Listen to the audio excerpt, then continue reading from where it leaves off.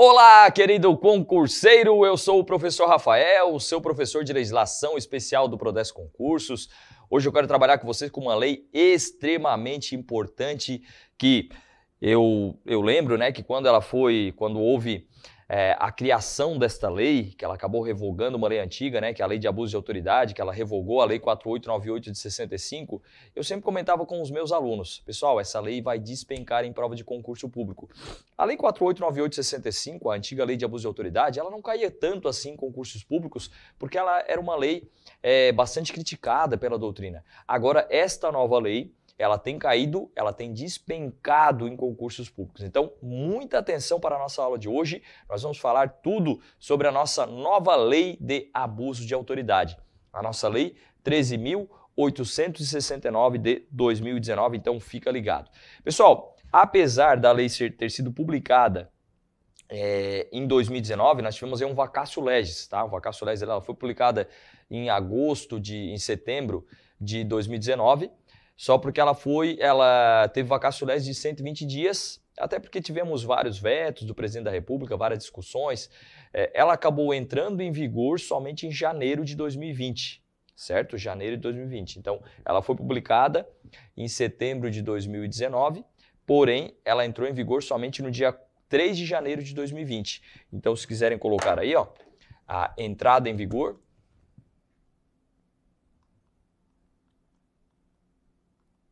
Entrada em vigor, como é uma lei nova, algumas bancas podem cobrar isso, tá? E até para você saber ali a questão da retroatividade, né? Porque é uma lei penal, retroatividade maléfica, ou seja, ela não retroage. Então, aqueles que praticaram crime de abuso de autoridade, em regra, não retroage, né? Aqueles que praticaram crime anterior a quando? Que ela não retroage, a 3 de janeiro de 2020. Beleza? Então, a partir do dia 3 de janeiro de 2020, ela passou a entrar em vigor, ela não retroage aos atos anteriores a 3 de janeiro de 2020. Então, ó, entrada em vigor.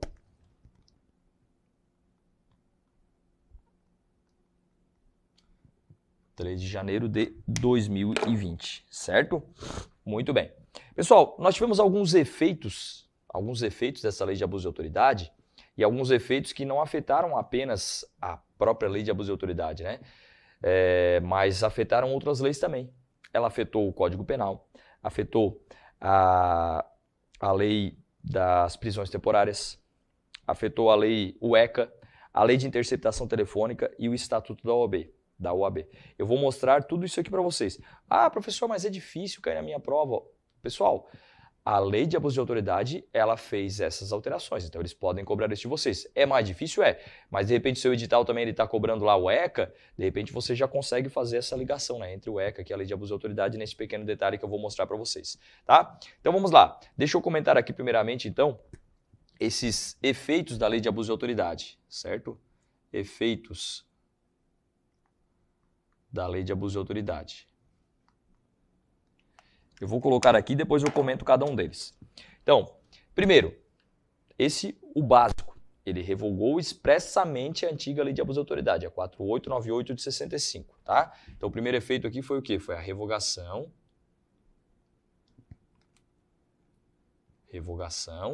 E não é revogação tácita, se caiu na prova de vocês, revogação expressa, ele colocou ali. Esta lei entra em vigor e revoga a lei 4898 de 65. Então, revogação expressa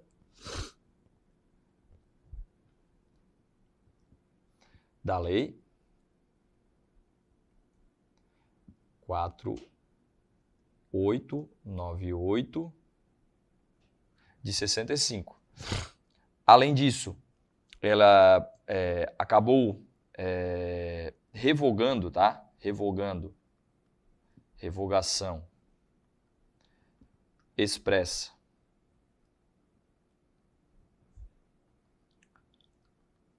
de alguns dispositivos do Código Penal, foi o artigo 350 do Código Penal e também o artigo 150, deixa eu ver aqui, artigo 150, parágrafo 2º, deixa eu ver se é isso mesmo, artigo 150, parágrafo 2º. Artigo 150, parágrafo 2º, do Código Penal. Ela promoveu efeitos também na lei de prisão temporária,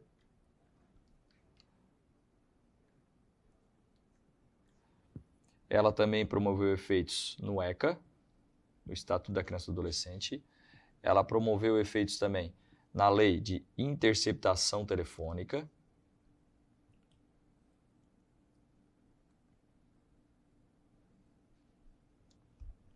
e ela também promoveu efeitos no Estatuto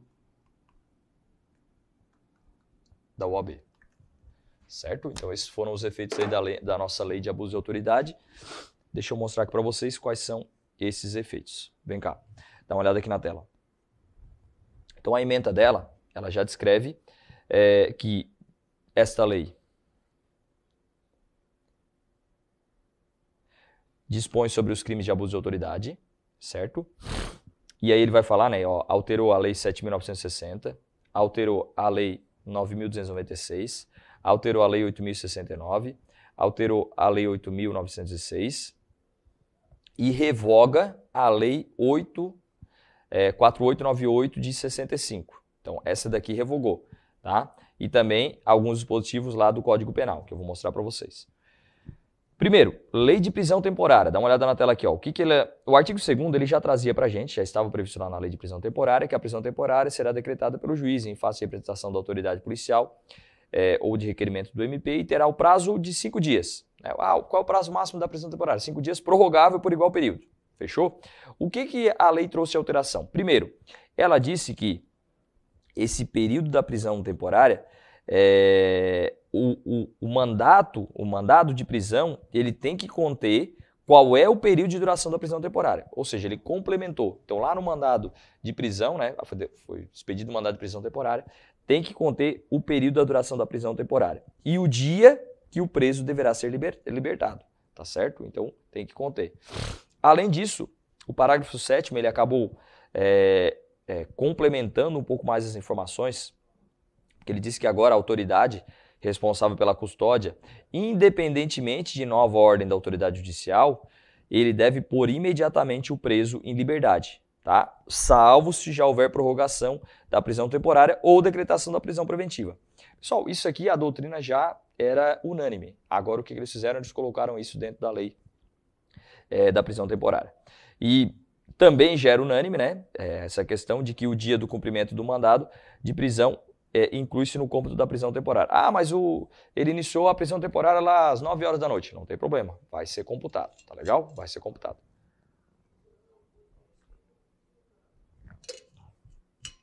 Isso já era pacífico, mas agora foi colocado na lei. Lei de interceptação telefônica. O que foi incluído aqui na lei de interceptação telefônica?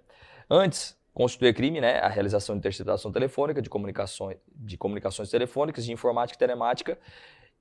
O que foi incluído agora é promover escuta ambiental, que são institutos diferentes, né? A gente estuda lá quando a gente fala da lei de interceptação telefônica. Agora foi incluído como crime também. E neste caso, hoje, né, a escuta ambiental, ela também precisa de uma autorização judicial, tá? Então, se ela for feita sem autorização judicial, ela também vai caracterizar crime, tá? Pena de 2 a 4 anos. E também foi incluído esse parágrafo único aqui, que na mesma pena incorre a autoridade judicial que determina a execução de conduta prevista no caput desse artigo com objetivo não autorizado em lei. Por quê? Lá na lei de interceptação telefônica, existem objetivos quando o juiz decreta a interceptação telefônica, a escuta ambiental. Se o juiz decretou sem um objetivo previsto em lei, ele incorre em crime também, certo? E Estatuto da Criança e do Adolescente, o que alterou no ECA? O que alterou no ECA foi o seguinte, tá? Foi sobre os efeitos da condenação. Lá no artigo 227A, foi incluída a seguinte situação. Os efeitos da condenação previstos lá no Código Penal, que é a perda da função pública, tá? Esse que eu estou falando para vocês aqui, no inciso 1 do artigo 92, que é a perda da função pública. Praticados por servidores públicos com abuso de autoridade, são condicionados à ocorrência de reincidência. Ou seja, o que ele está falando aqui? Que nesses crimes praticados lá no ECA, né, no artigo 231, 232, 234 e 235, o que se entende? Que para que o servidor público ele perca a função pública, ele tem que ter praticado tem que haver a reincidência do servidor público, tá legal? E tem que ser uma reincidência específica, isso é o que tem, a questão da reincidência específica é o que entende a doutrina, tá? É o que tem prevalecido. Mas, isso aqui pode cair na prova de vocês, beleza? Ó, claro que daí a reincidência, né, independe da pena aplicada na reincidência, tá? Ó, a perda do cargo independe da pena aplicada lá no delito anterior. Estatuto da OAB, esse aqui é mais difícil cair em prova, né? O artigo 43 lá, ele fala que, né, a Lei 8.906 passa a vigorar acrescida do artigo 7º-B. O que é o 7º-B? Ele disse, constitui crime violar o direito ou prerrogativa do advogado previsto nos incisos 2, 3, 5 e 7 do caput do artigo 7º desta lei. E daí ele incluiu aqui que agora passa a ser crime, certo? Ou seja, ele descreveu quais são as situações que haverá crime quando houver uma violação da prerrogativa dos direitos do advogado, que estão previstas lá no artigo 7º do Estatuto da OAB. Aí eu trouxe aqui para vocês, né? Só para vocês depois darem uma olhadinha no material, que ele fala quais são essas situações, tá legal? Pois bem, importante aqui no Código Penal, pessoal, o artigo 150, parágrafo 2º, o artigo 150 é aquele que trata da violação de domicílio. E aí o que nós tínhamos aqui no parágrafo 2º? As duas situações, para a doutrina, já estavam revogadas tacitamente, já era entendimento doutrinário, certo? Só que agora, agora houve a revogação expressa do 150, parágrafo 2º, que é o quê? Que era uma causa de aumento de pena, se essa violação de domicílio fosse realizada por um funcionário público no exercício da função, tá? Neste caso, mas por que já era tacitamente revogada? Porque já entendia-se que quando, por exemplo, um policial, ele violava o domicílio de alguém para cumprir um mandado de prisão, por exemplo, em um horário não permitido por lei, ele comete o crime de abuso de autoridade e não o crime de violação de domicílio majorado. Então, esse era o entendimento. Ó, deixa eu mostrar para vocês aqui, né? Então, o parágrafo que foi revogado, esse parágrafo 2º, ó, aumenta-se a pena de 1/3 se o fato é cometido por funcionário público fora dos casos legais ou com inobservância das formalidades estabelecidas em lei ou com abuso de poder, certo?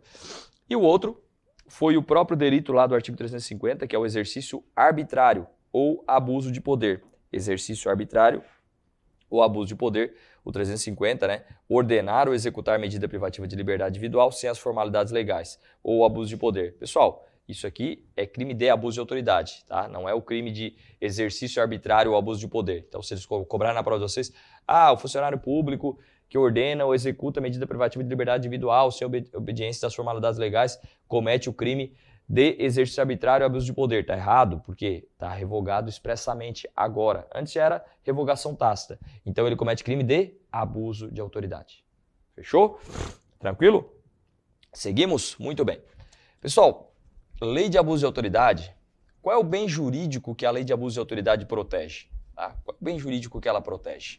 Pois bem, a lei de abuso de autoridade, ela protege a administração pública e ela protege vários direitos fundamentais. Vários direitos fundamentais, certo? Integridade física, liberdade de locomoção, inviolabilidade de domicílio. Então, ela abrange, né? Ela protege vários bens jurídicos. Por isso que se fala que os crimes previstos aqui na lei de abuso de autoridade são crimes pluriofensivos, porque eles atingem diversos bens jurídicos, tá? Então, só vamos colocar essa observação aqui para vocês.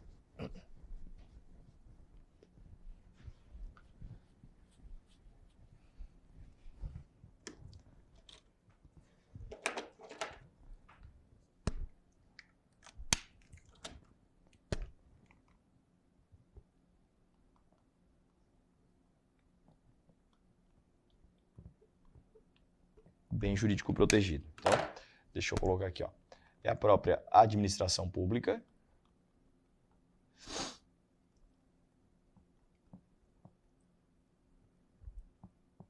E também direitos e garantias fundamentais.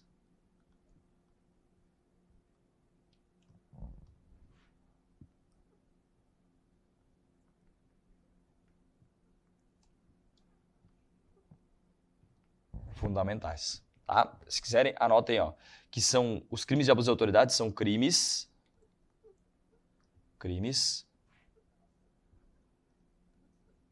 pluriofensivos.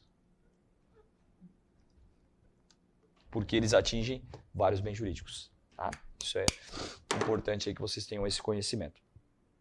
Outro detalhe que eu acho muito importante é que a lei de abuso de autoridade, para a prática dos crimes de abuso de autoridade, é necessário o quê? Um dolo especial. Primeiro, vocês vão perceber que não existe modalidade culposa aqui nos crimes da lei de abuso de autoridade, certo? Então, o primeiro detalhe é que não existe modalidade culposa. Então, o elemento subjetivo do agente, na lei 13.869, é o dolo, certo? Só que o que eles vão cobrar na prova de vocês é essa questão desse dolo específico, certo? Então aqui, ó, é necessário para a prática dos crimes de abuso de autoridade que o agente ele tenha um dolo específico.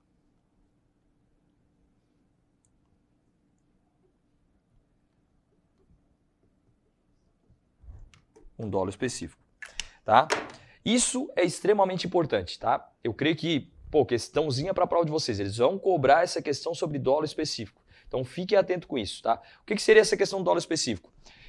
Só pratico o crime de abuso de autoridade quando eu tiver a intenção de prejudicar uma outra pessoa ou de beneficiar a si mesmo, beneficiar uma outra pessoa ou ainda, olha só, por mero capricho. Mero capricho ou satisfação pessoal. Então vamos colocar tudo aqui, tá? A questão do dolo específico, vamos fazer assim, ó.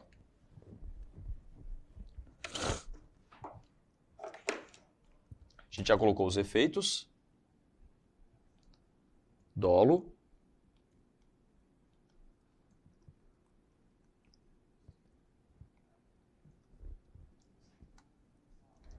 Dolo específico. Então vamos lá. Prejudicar outrem.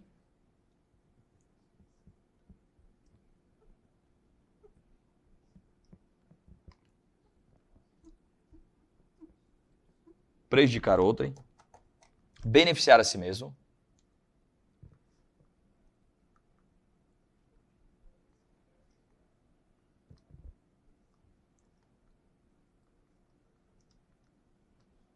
Beneficiar a si mesmo. Beneficiar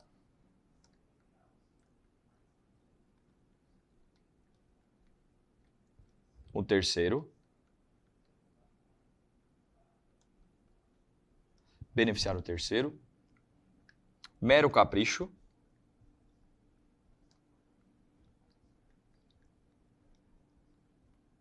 Ou satisfação pessoal.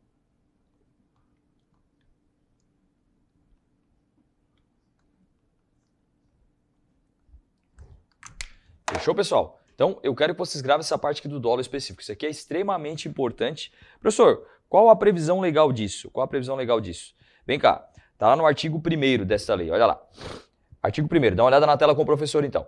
Esta lei define os crimes de abuso de autoridade, cometidos por agente público, servidor ou não, no exercício de suas funções ou a pretexto de exercê-las, abuso do poder que lhes tenha sido atribuído.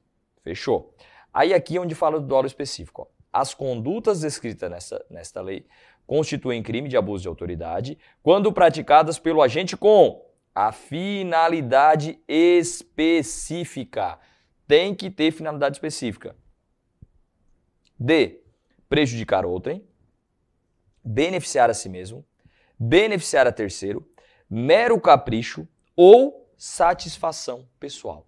Viram? Pessoal, esse parágrafo 1º do artigo 1º aqui da lei vai despencar em prova de concurso. Então, fiquem muito atentos a esses detalhes, tá legal? Fiquem muito atentos a esses detalhes aqui, certo? Então, assim, primeiro, todos os crimes exigem o dolo específico, tá? Se quiserem colocar observação aí, não admitem modalidade culposa, então não tem. Vou até colocar essa observação que é bem importante. Olha lá, observação. Não há previsão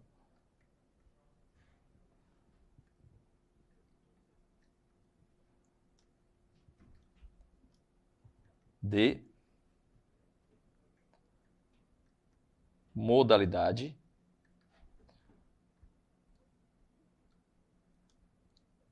culposa. Não há previsão de modalidade culposa, tá?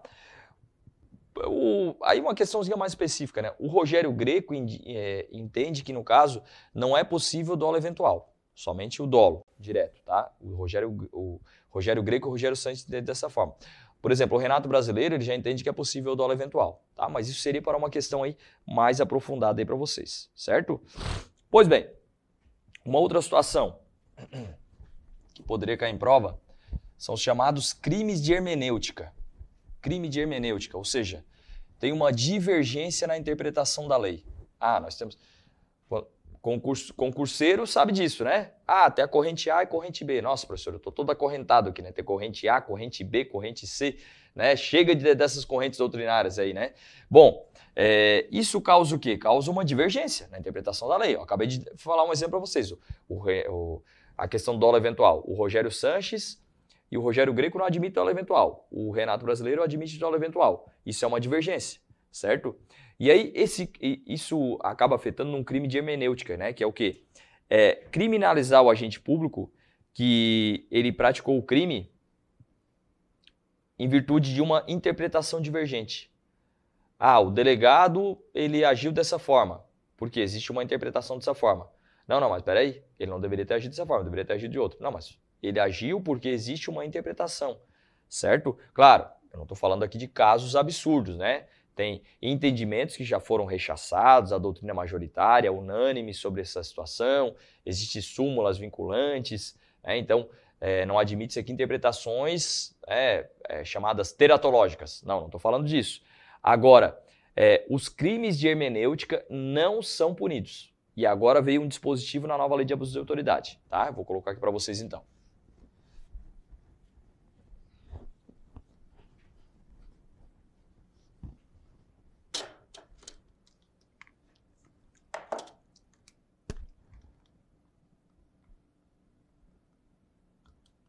Crimes de hermenêutica.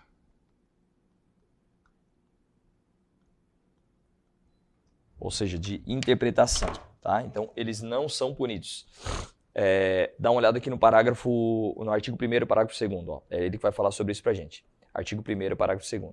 A divergência na interpretação da lei ou na avaliação dos fatos e provas não configura abuso de autoridade, certo? Então, crime de hermenêutica não configura abuso de autoridade.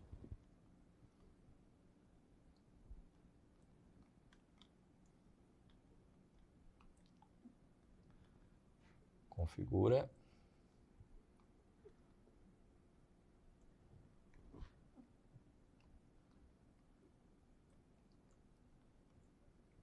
abuso de autoridade.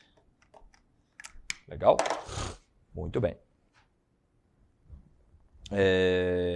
Aí, ó, mais uma divergência doutrinária. Tá, isso aqui configura o quê? É uma excludente de licitude? É uma excludente... o excludente de dolo? Pessoal, para o Rogério Sanches e o Rogério Greco, ocorrendo um crime de hermenêutica, não tem nenhum fato típico, certo? O fato é atípico, ou seja, exclui a tipicidade, tá? Mas tem doutrinador trabalhando que seria uma excludente de licitude, que seria um exercício regular do direito de quem faz essa interpretação aqui, tá? Então, mas isso é o quê? Isso é divergente. Isso é divergente, beleza? Então tem essas interpretações aí. Muito bem. Seguimos aqui.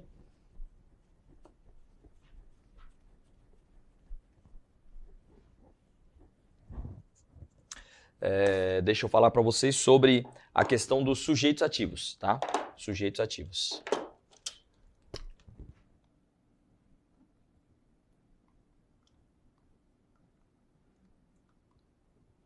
Sujeitos ativos. Pessoal, quem que pratica esse crime? Crime próprio, tá? Crime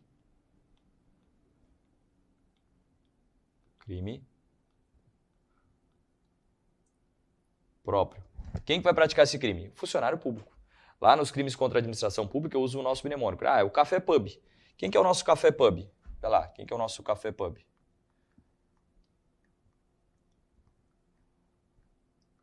É aquele que exerce cargo, função ou emprego público, tá? Professor, pode ser na administração pública, direta ou indireta? Pode. Pode ser de qualquer dos poderes, qualquer dos poderes,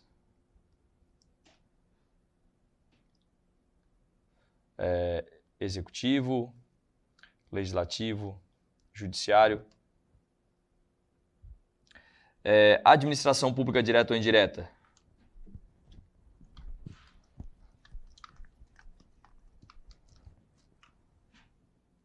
Pode ser aqui da União, dos estados, do DF ou dos municípios. Tá? Então, é um conceito bem abrangente.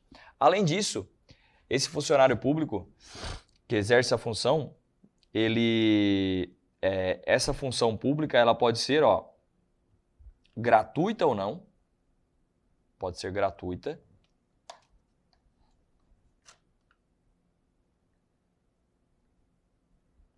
Ou remunerada.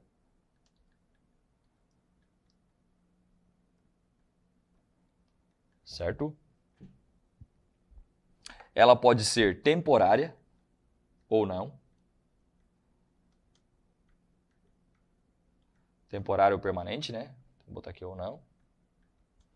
E aí, mas de que forma que ele ingressou no cargo público? Através de concurso, foi nomeado, de qualquer vínculo com a administração pública, tá? Então é um conceito bem abrangente. E um detalhe é que a lei de abuso de autoridade, ela traz um rol. Só que este rol que ela vai trazer, ela traz um rol exemplificativo. Rol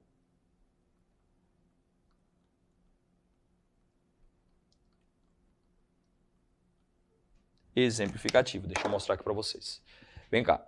O artigo 2º, então, ele vai falar assim pra gente, é sujeito ativo do crime de abuso de autoridade qualquer agente público, servidor ou não da administração. Vejam só, administração direta, indireta ou fundacional, de qualquer dos poderes, da União, estados, DF, municípios e do território.